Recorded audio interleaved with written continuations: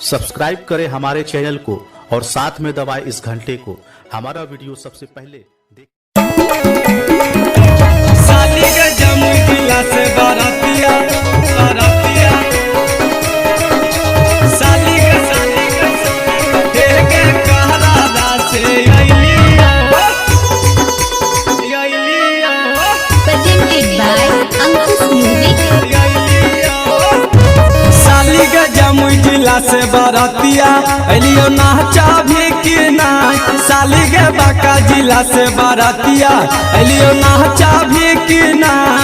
आगे कमा रही लइके सिनवा साटा भी कि ना। के सगरामपुर से बारातिया अलियो नाचा भी कि ना। के कहरा से अलियो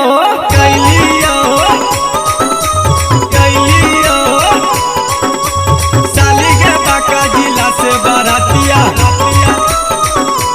साली के लखी सदाई से बारातिया अलियो नाचा भी कि ना।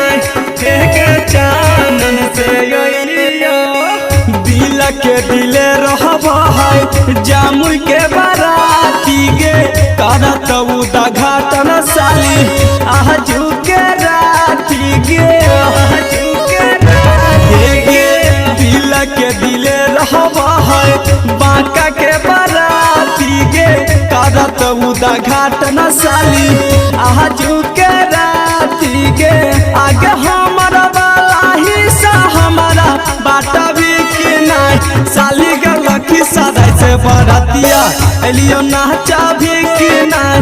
के चानन से अलियो साली के लक्ष्मीपुर से बारातिया अलियो नाचा भी कि नहीं।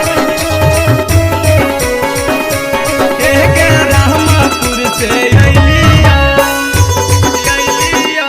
साली के झाझा से बारातिया अलियो नाचा भी कि नहीं।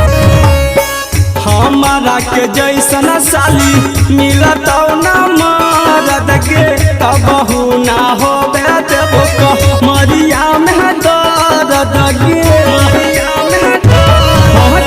हमारा के जैसन साली मिलत ना मरद के कबहू ना हो देबो मरिया में दर्द गे।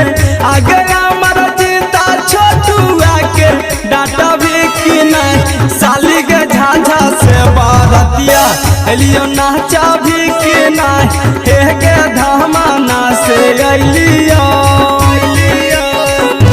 साली के जमुई जिला से बारातिया अलियो नाचा भी कि नहीं। साली के बांका जिला से बारातिया अलियो नाचा भी कि नहीं। आगे कमा रही लइके सिनवा साटा भी कि नहीं। साली के लक्ष्मीपुर से बारातिया अलियो